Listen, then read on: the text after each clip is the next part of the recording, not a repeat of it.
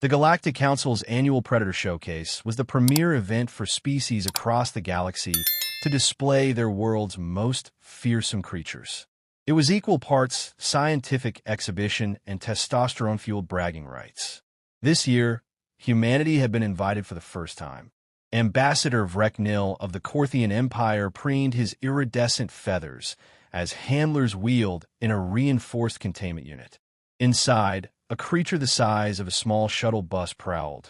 12 legs, acid-dripping mandibles, and armor plating that could withstand plasma fire. "Behold the Korthian Dreadclaw," Vreknil announced, his translator amplifying his voice across the exhibition hall. "Apex predator of our homeworld, capable of hunting prey 10 times its size. No natural predators. Utterly fearless." The assembled delegates murmured appreciatively. The Zypherian representative showcased their contribution next. A serpentine creature with psychic abilities that could paralyze victims from 100 meters away. The Thorian delegate brought a pack-hunting species with molecular acid for blood. Finally, all eyes turned to the human delegation. Dr. James Walsh stepped forward, carrying what appeared to be a small, unremarkable travel crate.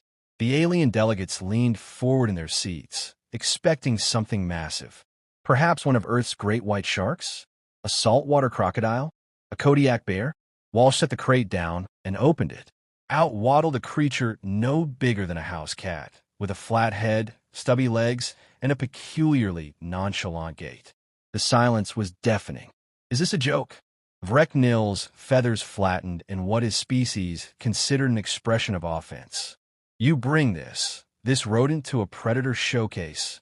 This," Walsh said calmly, "is a honey badger, Malivera capensis, and I'd suggest everyone step back."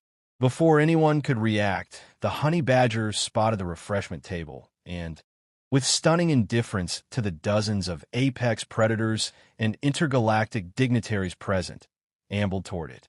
A Zypherian guard, towering at 3 meters tall, moved to block its path. The honey badger didn't even slow down. It bit the guard's ankle with such ferocity that the alien yelped and stumbled backward. The creature then proceeded to climb the refreshment table, knocking over crystalline decanters of exotic beverages, and began devouring everything in sight. "Control your animal," Vreknil demanded. "Good luck with that," Walsh muttered. Security drones descended from the ceiling, attempting to corral the honey badger. It turned, hissed, and launched itself at the nearest drone with complete disregard for the fact that the machine was armed and 3 times its size. The drone went down sparking, the honey badger's teeth buried in its power core. The Korthian Dreadclaw roared from its containment unit, smashing against the reinforced walls. The honey badger paused, locked eyes with the massive predator, and, impossibly, the Dreadclaw backed away. "What kind of death wish does this creature possess?" asked the Thorian delegate, all 7 of her eyes wide. "None," Walsh explained, pulling up a holographic display. "The honey badger has no concept of death wish because it has no concept of backing down. It fights lions, hyenas, even venomous snakes. It's been documented attacking buffaloes. It has skin so thick and loose that predators can't get a good grip. If it gets stung or bitten, its metabolism just deals with it, and its pain tolerance is off the charts." The honey badger, having demolished the refreshment table, had now discovered the Zypherian serpent's enclosure. It began digging at the base with methodical determination. "Stop it before it," the Zypherian representative began. Too late. The honey badger breached the enclosure. The psychic serpent attempted its paralysis attack. The honey badger shook its head like the mental assault was merely an annoying fly, then bit the serpent. Chaos erupted. Delegates scrambled for exits. Security teams surrounded the area. Through it all, the honey badger continued its rampage with the casual indifference of a creature that had absolutely nothing to prove and zero concerns about the consequences. Walsh watched the pandemonium with a slight smile. "On Earth, we have a saying, honey badger don't care.